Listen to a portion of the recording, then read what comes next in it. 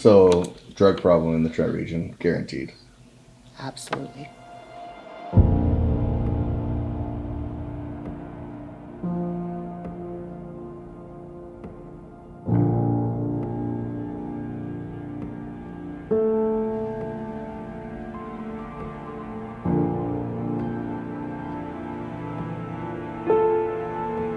My name is Trisha Vyse, and I am a member of the Spruce Grove community. Um, I am a mother of three beautiful daughters. They are my complete, utter existence in this world, are my children, for sure. My child living in active addiction, I've become very passionate about helping people in our community, not paint themselves in a corner with regards to mental illness and addiction. And I really want people to, understand that this can happen to any family, no matter who you are, what you are, where you work, where you live. Um, no matter what type of parenting you offer, it's real.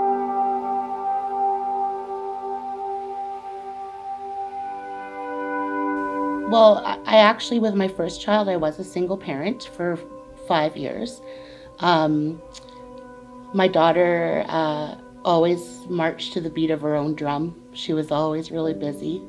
I, I chalked it up to maybe it was, I worked really hard to support her, and maybe I wasn't there enough. I was kind of always making excuses of, I could do this better or do that better. But I didn't really notice a huge change until she hit middle school, and that was a game changer.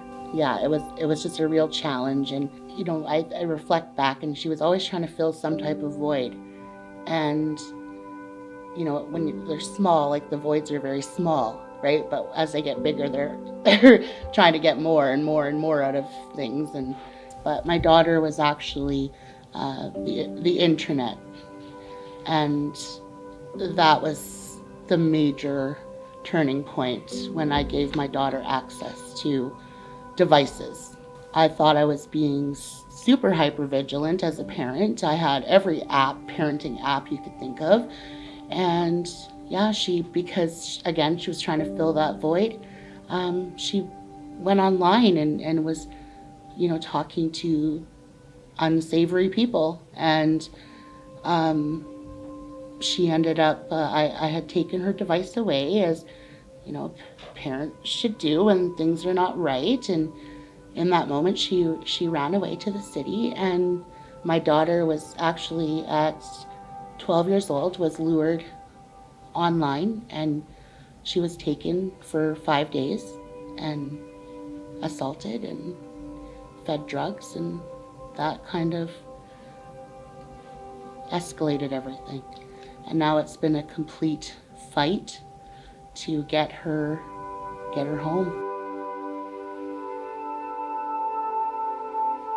Her need to fit in, and her lack of impulse control. She was a runner. She's always been a runner, which has hindered us for, psychiatrist appointments and stuff. Like, we can't ever get her on a medication because she would run before we could we can make it work. So it's always been a challenge. With regards to that, I got angry. I got really angry of always fighting and fighting and fighting and getting nowhere. So I'm like, well, if I'm gonna fight and fight and fight and get nowhere, then I'm gonna put this fight into something that's gonna make change and try to control the things I can control. And right now that's helping create a system that actually works. Not based on book smarts, based on lived experience, people that have actually walked the walk and talked the talk and dealt with those barriers.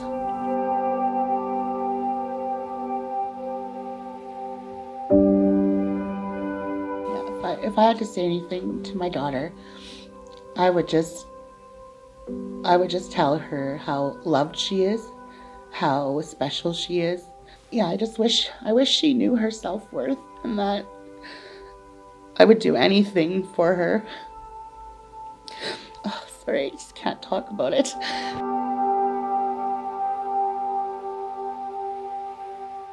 She's just worth everything to me and my family. And I see her doing really big things one day, despite all of the things that she's gone through and that the family has endured.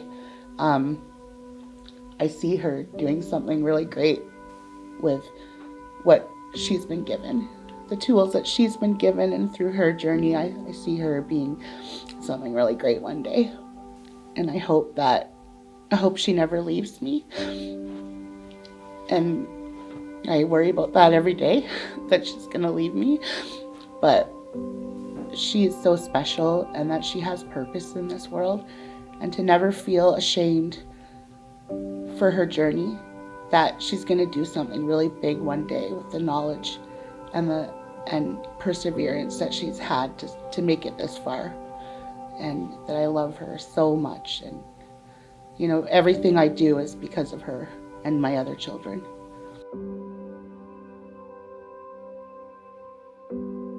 There is a drug problem here in the Tri-Region, and I know this from doing outreach with our Pay Forward Kindness group,